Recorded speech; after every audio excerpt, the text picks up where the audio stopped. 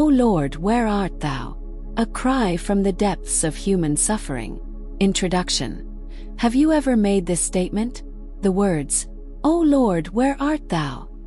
Resonate in the hearts of many believers when they face profound suffering or overwhelming challenges. It is an anguished cry from the soul, a deeply emotional outburst that reflects both human frailty and the desire for divine intervention. These words are more than just a question. They carry the weight of human expectation, disappointment, and a yearning for God's presence. In moments of despair, when life seems unbearable and God appears silent, it is natural to question his whereabouts. The cry, O Lord, where art thou? Is not just an isolated experience of one or two individuals. It is a shared sentiment across generations, from the prophets of the Old Testament to modern-day Christians. Whether we experience loss, sickness, financial hardship, or spiritual darkness, this plea emerges as an instinctive response to life's unrelenting challenges.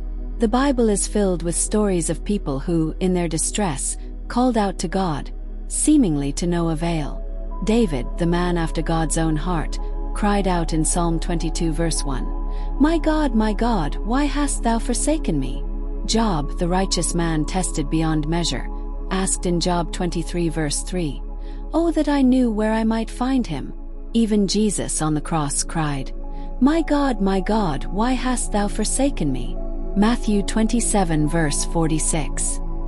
These are not expressions of unbelief but of deep, intimate yearning for God's presence in times of trouble. Yet, despite this recurring theme in the Bible, many Christians today still find themselves perplexed when God appears silent. What prompts us to cry out, O Lord, where art thou? Is it merely an emotional response to pain, or is it a profound theological question that touches the very core of our relationship with God? This cry is birthed from a place where faith and suffering intersect, where we wrestle with the tension between what we believe about God's goodness and the harsh realities of our circumstances. 1. The burden of expectation. When our ways differ from his ways. At the heart of the cry, O Lord, where art thou? Lies an expectation, a desire for God to respond to our cries for help in ways that align with our understanding. But here lies the tension. Our ways are not his ways, and our thoughts are not his thoughts. Isaiah 55 verses 8 to 9. This reality can be difficult to accept when we are in the throes of hardship. We expect God to operate within our human framework of time and logic, but God, being sovereign, works on a divine timetable and according to purposes that often elude our understanding. Have you ever prayed fervently, only to feel like your prayers are bouncing off the ceiling? In those moments, it can feel like God is absent, that he is indifferent to our pain. Yet, the Bible consistently reminds us that God is neither absent nor indifferent. His silence is not an indication of his absence, but rather an invitation to trust him more deeply. When we expect God to act in a certain way and he does not, we may feel betrayed or abandoned. However, the scripture reveals that God is always at work, even when he appears silent. Take, for example, the story of Lazarus in John 11. When Jesus received the news that Lazarus was sick, he did not rush to heal him. Instead, he waited. Lazarus died, and it seemed that all hope was lost. Mary and Martha, in their grief, must have wondered, where is Jesus? Why didn't he come? Yet, Jesus had a greater purpose, one that involved not just healing but resurrection. His delay was not a denial. It was a setup for a greater revelation of his power and glory. 2. The silence of God. An invitation to trust. In our pain, when God seems silent, we are faced with a choice: to trust in his character or to be consumed by our circumstances. This is where the battle of faith is most intense. Faith does not deny the reality of suffering but chooses to believe that God is present and working, even when we cannot see it. The prophet Habakkuk wrestled with this very tension. In Habakkuk 1 verse 2 he cried out, O Lord, how long shall I cry, and thou wilt not hear? Habakkuk was overwhelmed by the injustice and violence around him, and he could not understand why God seemed inactive. But in the midst of his questioning, God responded, not by immediately fixing the problem, but by inviting Habakkuk to see the bigger picture. Look among the nations and watch. Be utterly astounded. For I will work a work in your days which you would not believe, though it were told you. Habakkuk 1 verse 5. God was working, even though Habakkuk could not see it at the time. How many times have we cried out to God, expecting an immediate answer, only to be met with silence? This silence can be deafening, but it is also an opportunity. It is an opportunity to deepen our trust in God's sovereignty and goodness, even when we do not understand His ways. In Isaiah 40 verse 31, we are reminded that those who wait on the Lord shall renew their strength. Waiting on God is not a passive act. It is a deliberate choice to trust that God is working behind the scenes, orchestrating all things for our good and His glory.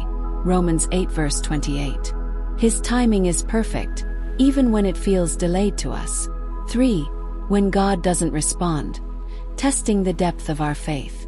Why does God sometimes seem to withhold His response in our darkest hours? One possible answer is that these seasons of silence are designed to test the depth of our faith. In Deuteronomy 8 verse 2, we learn that God allowed the Israelites to wander in the wilderness for 40 years to humble and test them, to know what was in their hearts. Similarly, our trials often reveal the true condition of our faith. In James 1 verses 3 to 4, the apostle tells us that the testing of your faith produces patience. But let patience have its perfect work, that you may be perfect and complete, lacking nothing. God's apparent silence is not a punishment but a tool He uses to refine and strengthen our faith. It is in these moments that we are called to persevere, trusting that God is faithful even when we cannot perceive His presence. The story of Job is a profound example of this. Job was a righteous man who suffered immensely, losing his wealth, his children, and his health. Throughout his suffering, Job repeatedly cried out to God, asking for an explanation. Yet, for much of the story, God remained silent. When God finally did speak, He did not provide the answers Job was seeking. Instead, God revealed His majesty and sovereignty, reminding Job that His ways are beyond human comprehension.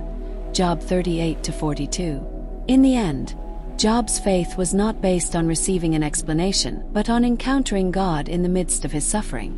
Job declared, "I have heard of you by the hearing of the ear, but now my eye sees you." Job 42 verse 5. Through his pain and God's silence, Job came to a deeper understanding of God's character and sovereignty. For, crying out for His name's sake, expecting God to respond. As children of God, we have the privilege of crying out to Him for help, fully expecting that He will respond. In Psalm 50 verse 15, God invites us to call upon me in the day of trouble. I will deliver you, and you shall glorify me. This promise gives us confidence that God hears our cries and is moved by our suffering. However, when God doesn't respond in the way or time we expect, our faith can be shaken. We must remember that God's ultimate goal is not just to provide temporary relief from our problems, but to shape us into the image of Christ. This process often involves enduring trials that test and purify our faith. In Romans 8 verse 18, Paul reminds us that the sufferings of this present time are not worthy to be compared with the glory which shall be revealed in us. Our temporary afflictions are working for us a far greater eternal reward. 2 Corinthians 4 verse 17. This perspective allows us to endure hardship with hope, knowing that God is working all things together for our good. Do we cry out to God solely for our relief, or do we seek His glory above all else? When we cry out for His name's sake, we align our desires with His purposes. Our prayers shift from being self-centered pleas for comfort to being God-centered petitions for His will to be done in our lives. Even in our darkest moments, we can trust that God is working for His glory and our ultimate good. 5. Conclusion. The cry of faith in the midst of silence. The cry, "O Lord, where art Thou?" is a deeply human response to suffering, but it is also a cry of faith. It acknowledges both our need for God and our belief that He is present, even when we cannot see Him. Though we may not always understand why God allows us to go through certain trials, we can rest in the assurance that He is sovereign, loving, and faithful. In the end, our hope is not in the immediate resolution of our problems, but in the character of God Himself. He is the one who hears our cries, who walks with us through the valley of the shadow of death, and who promises to never leave us nor forsake us. Psalm 23 verse 4. Hebrews 13 verse 5. In the midst of our suffering, we can trust that God is working out His perfect plan for our lives, even when He seems silent. As we wait on the Lord, may our hearts be strengthened with the truth of His word, and may we find peace in knowing that He is always with us, even in the silence. Be still and know that I am God. Psalm 46 verse 10. Kindly subscribe, like, follow, comment, and share.